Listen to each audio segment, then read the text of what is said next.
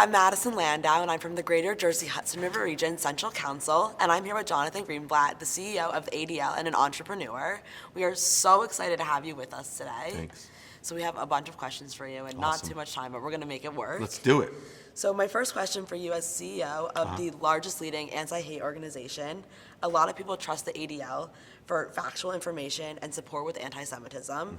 How do you do it, and how can we as teens support you in this mission? Well, it's really nice. I mean, ADL is the oldest anti-hate organization in America. It was founded 110 years ago, and our work relies on data and evidence. So one thing that's really important for teens is when you experience hate, you got to report it to ADL.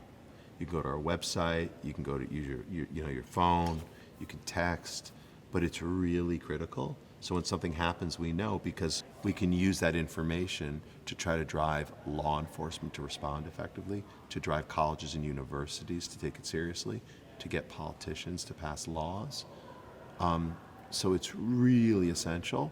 One thing that teens can do is report an incident when it happens. Second thing teens can do is to speak out. So if you hear something like a bad joke or offensive comment or somebody being uncomfortable because of their identity, standing up for them and speaking out is really key. As Jews, we know what it's like to be marginalized because of our ethnicity and our faith. So I think it's important to be there for ourselves and for others. And then I think the third thing young Jews can do to be a part of this fight is to have Jewish pride. It's so important, and you have that at BBYO. Some of pride can come from knowing the facts. So you show up and you're prepared, you know your Jewish history, you know information about the Middle East, you know what's going on. Pride can come from being together, and that's one of the things you guys at BBG and at BBYO in general do really, really well. I absolutely love how you're talking about the Jewish pride, because this weekend is just like a big festival of Jewish pride almost. Yeah. Last night at our Havdalah, everyone just singing the songs together, that is Jewish pride. It's people just coming together and being so excited to be Jewish. Yep. And so you got to hold on to that, because when you go off to college, for example, there's a lot of people, the vast majority aren't Jewish. Right. There's a lot of things pulling at you, and you got classes, you may have a job, and a sorority or Greek life, but you got to hold on to that pride. Absolutely. And you got to make this moment really last long after you leave here. Absolutely. I love that. So our next question for you is that you wrote a book called It Could Happen Here, which speaks on the hatred taking place in places such as Europe and the Middle East. Yeah. However, the main trope is that it could happen right here. Yeah. So what inspired you to write this book, and what do you hope people take away from it? Well, my grandfather was a Holocaust survivor in Germany. And he told me when I was in high school, I interviewed him once, he basically said when he was a young man growing up, he always thought his grandchildren, like me and my brother and my cousins, would be born in Germany. Because where else would they be? Germany was a great place for the Jews when he was growing up, until it wasn't. And my wife is a Persian Jew, and she was born and raised in Iran. And when she was young, she always thought that her children, our kids, and my nieces and nephews, would be born in Iran, because where else would they be? And Iran was a great place for the Jews until the Islamic Revolution and everything went south. And so I wrote this book because the trends in this country are somewhat discouraging. We've seen a rise of anti-Semitism. We've seen an intensification of anti-Zionism. We've seen other forms of hate. And I worry that what happened to Germany and my grandfather, what happened to Iran and my wife, could happen to America if we don't speak up and show strength. So I wrote the book because I do think it could happen here. And I want my grandkids to be born in America. This is where I want them to be, if they choose to. If they make Aliyah, God bless them, But I wrote the book because I think we have got to realize that, democracy, it's not a spectator sport. It's a contact sport. You got to be on the field. You got to be ready to play. Absolutely. And that's why I wrote it. Yeah, I think that the book has an incredible message. So do you think after October 7th, the book resonates more with people just because the hate in America and everywhere, honestly, has risen so much? Yeah, anti-Semitism has been rising, Madison, for the last almost 10 years, considerably. But on October the 7th, it exploded. Right. It's been like a tsunami of hate. And so I am hearing from a lot of people who are telling me that the book resonates with them today. Because people are telling me, I didn't think you were right. I thought you were exaggerating. But we know as Jews that demonizing rhetoric leads to, and like delegitimizing language leads to very illegitimate things. 100%.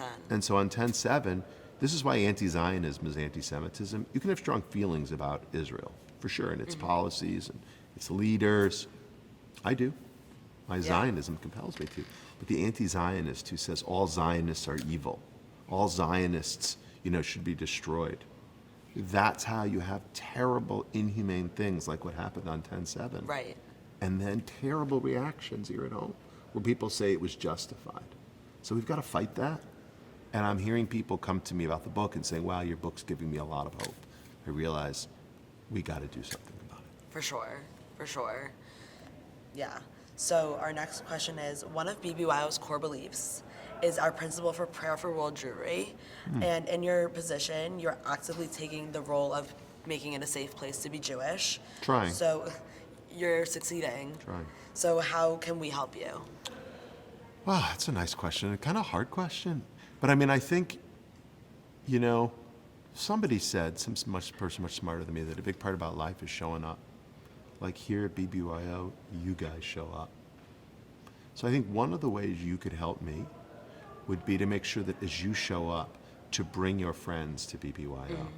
If BBYO grows and expands, if we can extend that love, that self-love, that pride that's here, beyond BBYO, onto campuses and continuing forward, like we win. Like there are 7 million Jews in this country, which is pretty small when you think it's we're 350 million people. Right. But it's incredibly powerful. Imagine if we could tap the energy here at BBYO and multiply it times 10. Magical. Times 100, times 1,000. So what can you do to help me? Help BBYO. Bring your friends to BBYO. Take the love and the momentum from BBYO and extend it as you go on to college. And be active alumni in this organization. More pride and strength in your Jewish identity ultimately helps us all. Right. I love that. And I think that BBYO does a great job at supporting us and finding our love for our Jewish identity, and the ADL definitely propels that as well. We're trying. I mean, I think we're kind of the defense. BBYO is the offense. Right. So fighting hate and responding to incidents. I mean, look, since 10/7, we've seen a 300+% rise in anti-Semitic incidents. It's crazy. Crazy. So we're defense, trying to deal with that, trying to stop it. But the best defense is a good offense. And pride and love and confidence, that's the offense. And you guys have it. I think it shows how we can't fight anti-Semitism on our own. We all have to come together. It can't just be the ADL, it can't just be BBYO, not just stand with us. It needs to be all of them together. They need to 100% fight right. together. We're all on the same side. Yes. And we've got to win. absolutely. That's the thing. Losing is not an option. 100% agree with you. 100% agree. I think it's Robert Frost, the poet, who said, the only way forward is through, right? And we've got to get, maybe is it a road let's take? I can't remember, but we've got to go forward. Right. And we've got to go through it, and we've got to go through it together. Yes. So we have one final question for you. That's it? I guess. I was hoping for more. I would have loved to do more.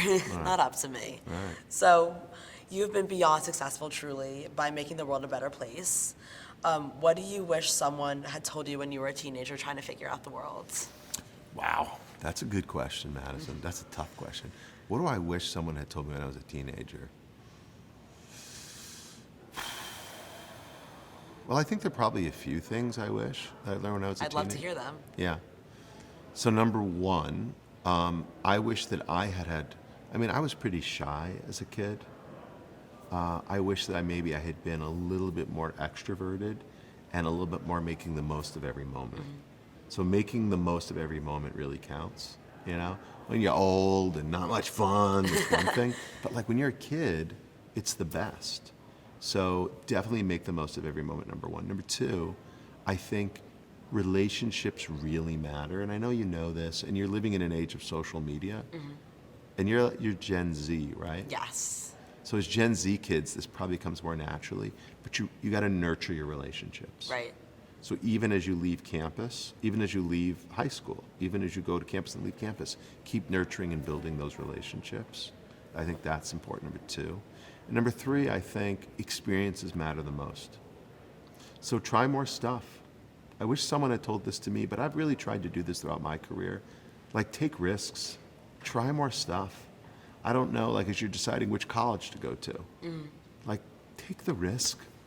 Like the only way you get forward in life is by taking risks. I love that. Yeah, so like take Be risks. fearless. Be fearless. That's very Jewish too, I feel like. Just Totally do is. Just do it. And so I think the most rewarding things happen when you take a risk. Yeah. And it might not be that you win every time, but if you lose and learn, Then you've won. you're still moving forward. You're winning just by learning, I feel like. So I would say don't be shy. I would say nurture your relationships and take risks. Try more stuff. Love it. Thank you so much for being here with BBYO today. We greatly appreciate it. And Madison, we'll I appreciate you. Thank you for giving me the Thank opportunity. you. And we'll see you all next time.